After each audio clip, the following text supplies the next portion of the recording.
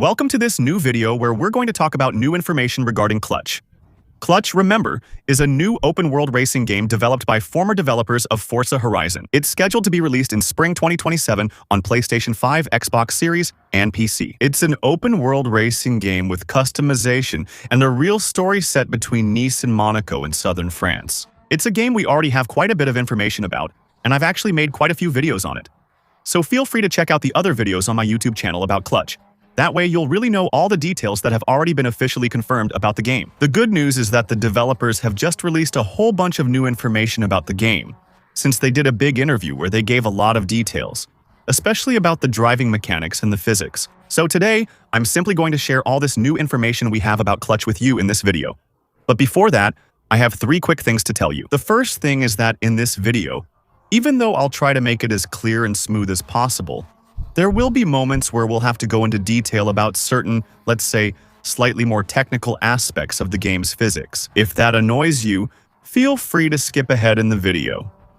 But if you're on my channel and enjoy racing games, some of you probably want as many driving details as possible. Secondly, I encourage you to subscribe, because obviously I'm going to keep following the development of Clutch very closely on my YouTube channel. So as soon as there is new information about the game, I'll talk about it in future videos. And thirdly, don't forget that you can take part in a contest that allows you to win the game of your choice. The contest is launched in partnership with Instant Gaming. It's completely free. You can participate at any time, since the contest is automatically relaunched every month. You can enter through the Instant Gaming contest link, which will be under this video in a pinned comment. You just have to click on it, then click on the participate button, and at the end of the month, if you're the winner, well, you'll receive a notification and you'll be able to choose the game of your choice. And don't forget, by the way, that you can use the same link to go to Instant Gaming and buy your games cheaper than elsewhere, while also giving a little support to my channel at the same time. There are mainly 2 people who gave information about Clutch during this interview. The first one is Mike Brown, who is simply the director of the Clutch project, and Chris Phillips, who is the director of the game's physics development. He describes Clutch as a Simcade, so the problem is that Simcade doesn't mean much anymore in 2026. Some people will consider Gran Turismo to be a Simcade, and Forza Horizon as well, even though clearly Gran Turismo, for example, is much more realistic than Forza Horizon. That's why he clarified his vision of Simcade and the overall perspective you should have about driving in Clutch. It's a game that wants to position itself between arcade and simulation. The car has to work with a physics system. Makes sense. You need to feel its weight. It has to react properly when braking, accelerating, and changing direction. But the game doesn't want to be as hard to pick up as a pure simulation. That's why the limits of the physics are slightly softened, so that driving remains accessible to as many people as possible. Their goal with Clutch's physics was to make sure that small driving mistakes, the kind you make when you're new to racing games or discovering Clutch for the first time, can be corrected if they're not too serious, and can even be turned into something a bit spectacular. For example, if you brake a little too late and lose a bit of grip, even though you'll be slower and less efficient than someone who has perfectly mastered the cornering line, you can still recover the car up to a certain point and turn that mistake into a drift, for instance. So that's for the small mistakes. The developers did explain, however, that unlike many other well-known games like Need for Speed, for example, there won't be any system that saves the car for you if you really mess up. That's the main difference from a game like Need for Speed, which is likely even more arcade-like because of it. It's true that in a game like Need for Speed, when you start out, you feel like you're really amazing because you're always doing awesome drifts, and you can take corners at 300 km/h. But in the long run, you actually end up getting a bit bored with the game because everything is too easy, and something that's normally difficult in real life has no value in the game. For the simple reason that when you take a corner and you're going way too fast, the game's physics will take over and still let you get through the corner pretty easily. Well, that's not going to be the case here. We're dealing with a racing game that's pretty easy for new players to pick up. Basically, someone who's never played a racing game before will still be able to have fun from the very first minutes of gameplay, without needing to spend hours experimenting with the driving physics to really master it. On the other hand, the developers have balanced the physics so that someone who becomes a long-term player, someone who plays for several weeks or months, can, let's say, refine their technique and simply become faster and faster by getting better and better at getting back on the throttle, braking, and managing the steering, to become simply more and more precise, and faster and faster. Each car will have its own personality in the game. The developers explained several quite interesting things. The first thing is that, first of all, each car was developed in partnership with its respective manufacturer. So, for example, the driving experience of a BMW was created in partnership with BMW, who provided them with all the detailed technical information about driving these cars and also gave them feedback regarding the driving experience. That means they were able to test different cars in the game and then say, well, no, a BMW M3, for example, in real life doesn't drive like that. This or that thing isn't right, so that the developers could then make some adjustments. So, let me just mention, that's something that's cool, but it's actually completely normal. For at least the past 10 years, car brands have really wanted to control their entire image in games. So now, any car brand, if you really want to have the right to display their brand in a game, they're really going to guide the game developers on how the car should behave. If the car isn't exactly as the brand wants, it won't be approved or included in the game. However, they shared some interesting examples here. Well, there you go. Typical cliches. They explained, for example, that an old American muscle car is very torquey, easily drifts, and is front-heavy. So it'll tend to go a bit straight at the start of the turn, then gradually start to slide into it and become more oversteery. Let's say more drift-oriented, as it exits the corner. So it'll be a car that's a bit soft, compliant, but powerful. But the goal isn't to make it a walking cliche either.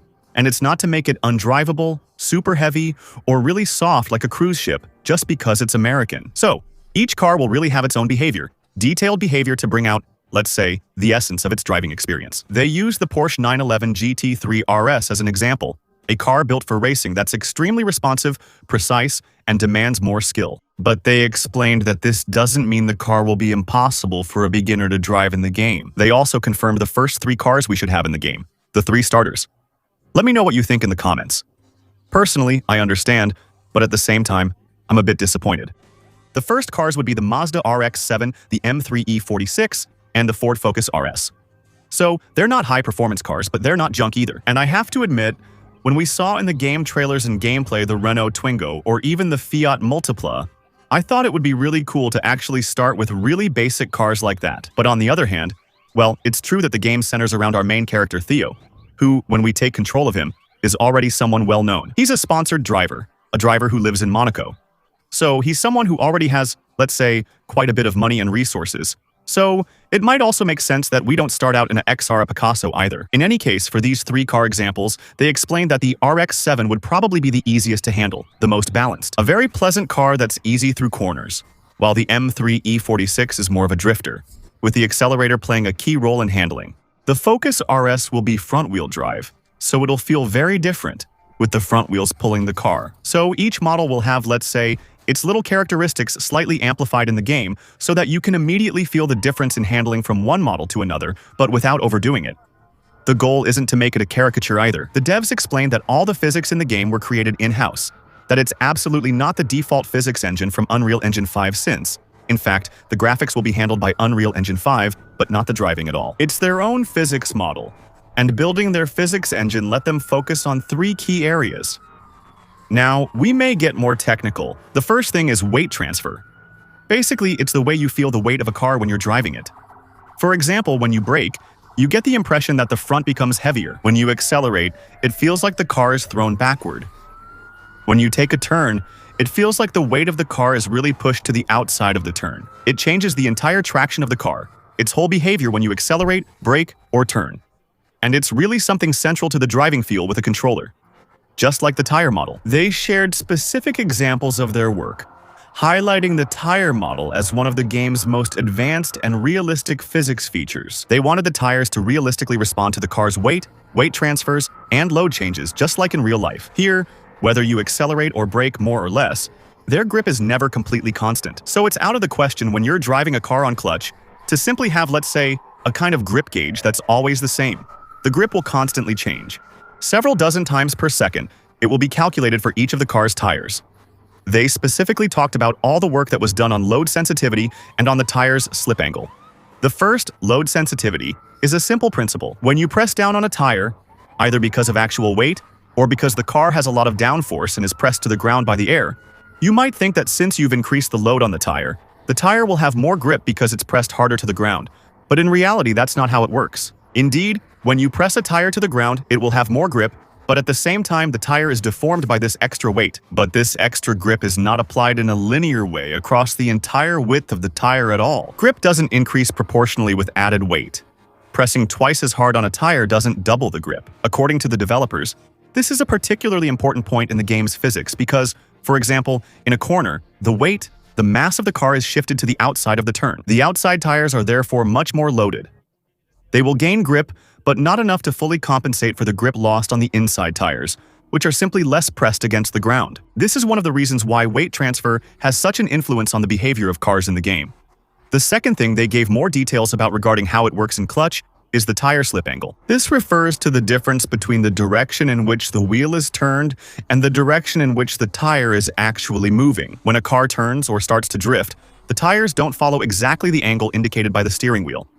There's a slight difference, which allows the necessary force to be produced on the wheels to make the car turn. In some games, like the older Forza Horizon titles, I believe it was like this up until Forza Horizon 3, but also in the more modern Need for Speed games, this angle difference is calculated in advance. In clutch, the developers explain that this angle changes in real time, that it's constantly being calculated, and that it depends on the weight applied to the tire, its level of grip, its current condition, and all the other forces acting on it. Drifting isn't just automatic or pre-programmed, it's a real part of the physics. And by the way, speaking of drifting, the developers explained that there's only one physics system in the game.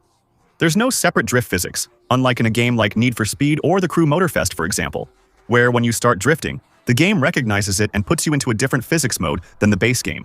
A simplified drift physics, you could say. Here, there will only be one physics system. Whether you're driving with grip or drifting, you'll have to adapt to that physics model.